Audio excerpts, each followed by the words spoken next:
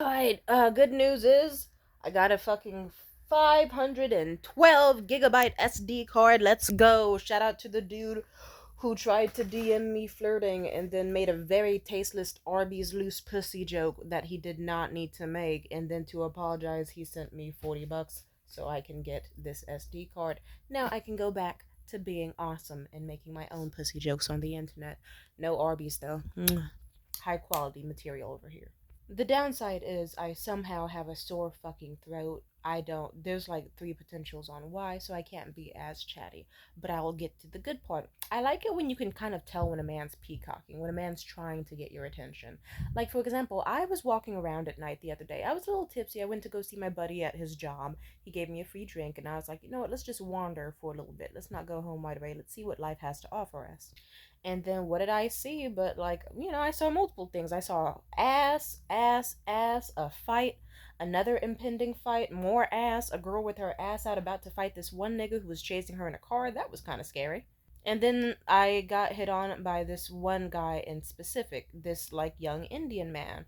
And he was like, "Hello, how are you doing?" And I said, "Good." And he was like, "Oh," and he tried to talk to me. I wasn't really that interested for a lot of reasons. He just wasn't my type or whatever. Not because he was Indian. No, no, I've been with Indian men. Trust me, I have. Loved them. Amen.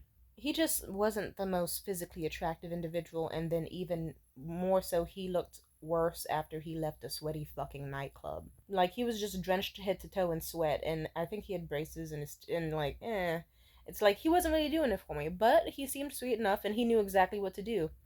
Cause me, when I'm drunk, I get very much, tell me what kind of money you make, what kind of job do you have, what can you provide? Like, it just, I don't know, it brings out my dominatrix side.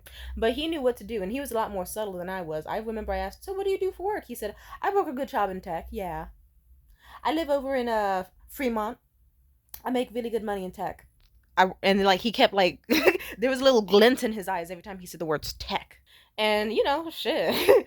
I was like, "Oh, what kind of tech?" He was like, "Data analyst and a little bit of this, a little bit of that, software engineer type." And it's like, okay, I know what all those words mean vaguely. Haha, sure, you can get the number. And he got the number. And I didn't expect much talking to happen, but then the next day he was like, he would not stop peacocking. He was like, "Oh yeah, I've just been like, oh, it's been such a hard time because I signed this deal with A24 making the music for their upcoming movie that is unreleased, and they signed a huge contract with me, and I have to meet with a bunch of network executives too for a huge presentation, so I have to make sure everything goes to plan. But oh, and I've just been shopping like crazy lately. Like, I've been doing a little too much. Like, I actually got this Basquiat painting like just the other day, and it's like it really really calls out to me. And it's funny because it's like it could even be a small topic. Like, the way he brought up the Basquiat was that he was talking about like, "Oh, you have any like New Year's resolutions?" And I said, "Oh, maybe this and that. Why? How about you?" And he said, "Oh, I want to learn how to paint and like do some painting. It's like get some watercolors or some acrylics." And then next thing you know, he just was like, "Yeah, because I bought a Basquiat recently." And then he kind of like, he wasn't doing a very subtle job. He just started very quickly bringing up how he's shopping all the time, has an extremely rare Basquiat, bought his mother like three different extremely expensive bronze statues that were life size of the goddess Shiva with two matching little elephants next to it. And just like casually would be like, "Oh, I'm just walking around my house," and showing me a video of his feet as he goes down his comically long fucking staircase. Because of course you gotta show that you live in a mansion too. Now, was it peacocking? Absolutely. Did it kind of work? A little bit, yeah, but not much. Because how do I put this? I don't like if, because it's like, yeah, I, even if a man has money, I like to know how his personality is like, how his life is like. And simply put, it's like, yeah, nigga, cool. It's like he was putting more effort into peacocking than planning a date, so it didn't really keep me around. I'm just saying. But I think peacocking is cute. I met this other guy recently, I think, like the next night after, I think. I went out to this bar. This one guy was like kind of on my tail, just like on glue. He saw me perform a very drunken rendition of I Write Sins, Not Tragedies. He bum rushed over to me. He was like, "You did so well. Wow." And I was like, "Oh, okay, hey." And we talked a little bit. But he wasn't really the best conversationalist or whatever, and I was like, I was still letting him shoot a shot and have a chance. It just wasn't really going anywhere. But out of nowhere, this nigga at some point he's like, "Oh, like, I'm drunk." So of course I say it. I say, "So what do you do for work?" And he's like, Or like I said something along the lines of, "Oh, so what do you do for work? Are you in school?" And he was like, "Oh, yeah.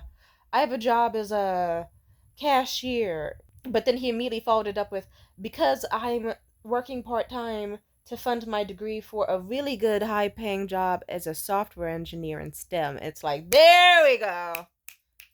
That's the money." Yeah. Like that's his subtle way of saying I am a long-term investment, but it will pay off in the end if you stick with me.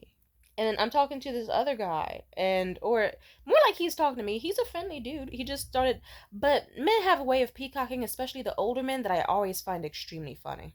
Older men will be like, "Oh yeah," like it could be like, "Oh, so what do you do for fun?" And then they'll say something like, "Oh, I love swimming," and then they won't just say, "I love swimming." They'll say, "I like to go to the Maldives." You know, like Turks and Caicos, and I went to Costa Rica before, and like, oh my god, the flora under the water when you're fucking, oh, with the tanks, it's oh, and I don't know, like sometimes I have to kind of check in with myself, like, okay, is this guy just talking about his like life, or is he peacocking? And there's like a subtle difference. It's a little hard to tell, but there's always like a little bit of a like a fourth wall break they do, where it's like a little side eye or a little glint, a little light hits their eyes, or a little smirk or a smile. It's super subtle, but you can just see in their face they have the energy of, I know what will impress her. The hoes gonna love this. And then because I'm talking to this one dude, he's telling me about how he lost his job, and I was like, "Oh, I'm sorry to hear that. Are you okay? You gonna be okay? Stay on your feet?" He said, "Yeah, I'll be on my feet, cause I own my parents' house. It was passed down to me, so I pay a lot in property taxes, and I have really good health care insurance, like amazing health care insurance." And I don't have to worry about any bills like rent or anything. So I'm living calm for now, but I've never had to worry about money. It's like, I see what you're doing. And then of course, immediately after, he was like, "Oh, do you dress so nicely all the time? Because you're such a beautiful woman. Like, god damn." And it's like, it's like, see, I knew it. You were laying down the groundwork to be like, hey, I may be old, I may not be the most attractive, but I have a life of stability to offer. Smart move. I'm not even fully hating. I respect it. I respect it. Because like, it's like, I like the types of men who are upfront. The only thing I don't like is if you're peacocking, but then you don't plan on holding up your end of the deal, or if you. Because how do I put this? If you're peacocking hard as shit, I'm just saying, you can't be peacocking and then mad when a woman wants you to, like, show that you mean it. Like, for example, you could say you have all the money in the world. It's not going to impress me if you're not giving me any.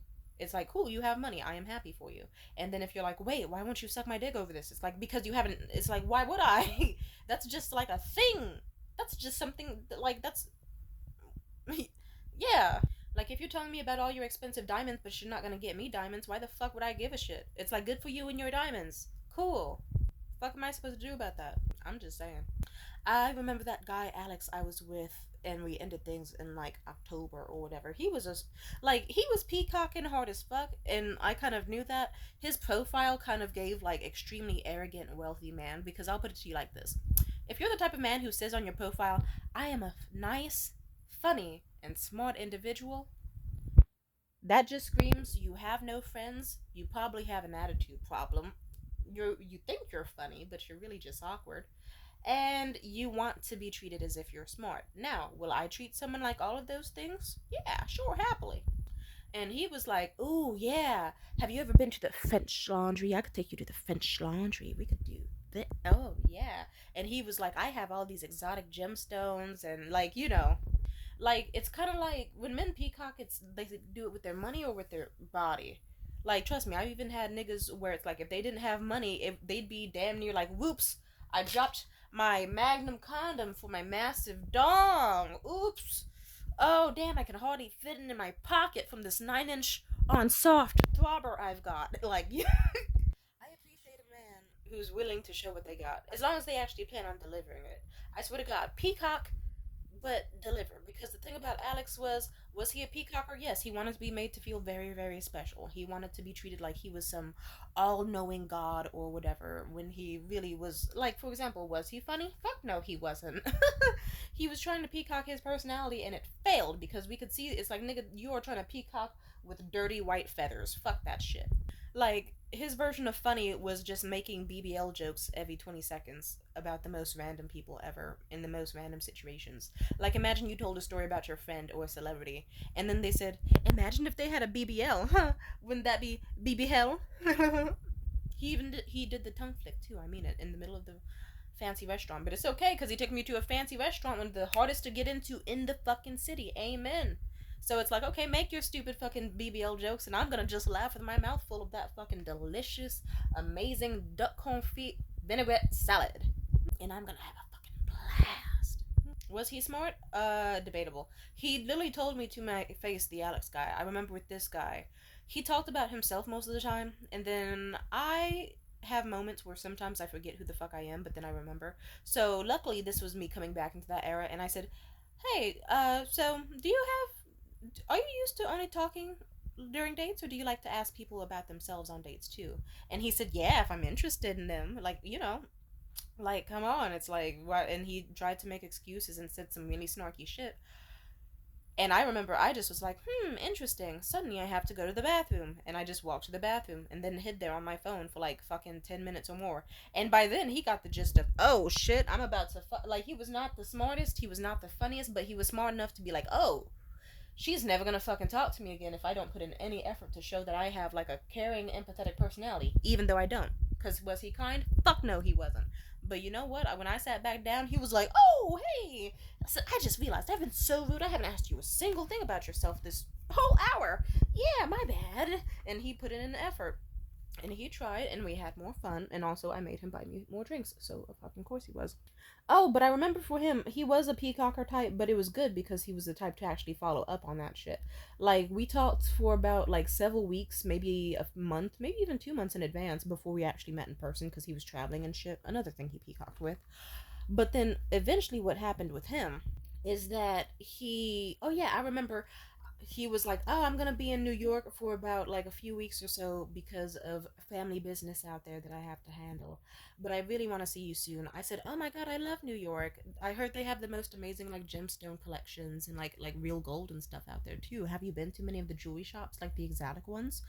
And he told me about that. He was like, "Yeah, I buy from them all the time. Money means nothing to me. Blah blah blah blah blah." And I was like, "Oh, hmm. Well, I would love a memento if you could grab one for me. It would make me feel really special, knowing especially if it was from New York. Like something really nice. I do love jewelry, and you know how much I love gemstones. And he was a smart man. Did he come back from? I remember the first date. It was just to feel each other out. The second date, he was like, "Oh, don't worry. Don't think I forgot about the memento promise I made to you. Did I get one from New York? No, but I got you this." And then he got me this nice, beautiful, like, 14 karat gold opal necklace with a diamond in it, and it was really nice. See, that's what the smart niggas do. And then bet your ass, it's like, okay, he definitely. And then guess what? It's like, okay, suddenly I can tolerate some BBL jokes every now and then, and some extreme, like some mild off-color behavior, because this nigga's buying me opal, and then he bought me even more jewelry the next, like by the third fucking date. It's like, hell yeah, we love men who peacock and actually deliver. If you do some weak shit where you're trying to peacock, but you really just got some fucking random leaves and painted them and you glue them on your back, knowing damn well you're a pigeon and not a peacock, it's like, fuck you, nigga. You are a rock dove. Act like it. Do not try to peacock if you are a rock dove. If you ain't got nothing to offer. I hate when niggas try to act like they got shit to offer and they don't. But I love the type of men where it's like, I don't know, it's like a cute thing, especially if you're just talking to a guy. Because, if a dude likes you, he's going to be doing anything he can to keep your attention. So even if that means some reckless shit. Like, I've had it be like, oh, I meet a dude, and then suddenly, if another friend of mine who's a male comes up, they want to suddenly puff up their chest and act like they're taller than they are and get kind of embarrassing. It's just like, I don't know how to say it, but the way we kind of still have these weird primal instincts when we are attracted to a person, they weird me out, but they also make me laugh and maybe even blush. So I'm gonna find it cute. It's like if a woman says she's cold, it's like, here's my fucking jacket. Oh, I'm a little hungry. Oh yeah, I'm getting you whatever fucking food you want. Oh, I really need to ride to a place. I'm gonna drive you there. Like, that stuff is already cute. But I like when niggas get a little insane with it. Like, you could be about what they do in their spare time, and they'll just start bringing up like random accolades. It doesn't matter how fucking long it's been. They will bring up that award they got in 2010. They will fucking bring up like, oh yeah, I was on stage at this huge fucking comedy venue. Like a huge crowd was there, even though they paid to do that, and it was a part of a learning experience program. But you know what? A flex is a flex. I get it. You want to seem cool to the person you're trying to get with, and that is amusing to me. I just think it's a cute, wholesome thing.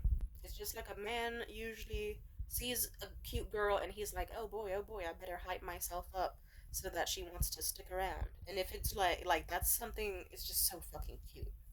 I don't like it has like it's like the grown up version of like I don't know. You know how kids when they're young, when they love their mother and shit, they'll kind of like go out into the woods and then come back like, here, mommy, I got you this because I love you, and it's like a random barrette or some random coins or like a cool rock, and then the mom's like, aw, this is I don't know what the fuck to do with this, but I love it, and they put it around their house. It's kind of like the grown-up version of that, where it's like a dude being like, ooga ooga, hot babelicious, must hunt for resources. Would you like a squirt soda? I can buy you these often. I'm friends with people at bodegas. I can also make you squirt because I have a very long tongue and extremely knuckly fingers. And then they'll try to like make themselves look the most social or start bringing up their income or doing this or doing that. And I don't know, it's something wholesome. It's like, there we go, you know how to bag a woman, and I respect that. I will respect that 100 times more than a man who is not confident, than a man who doesn't bet on himself, who doesn't try, and closes himself off, or like, yeah, it's like fuck it. Fake it till you make it, or better yet, don't fake it. Just look at the accolades and success you already have and be like, let me bring this shit up out of nowhere. Maybe you'll impress her. It's like a fucking dice roll. Maybe you'll roll 20, maybe you'll roll a 1. But either way, have some fun. Bye.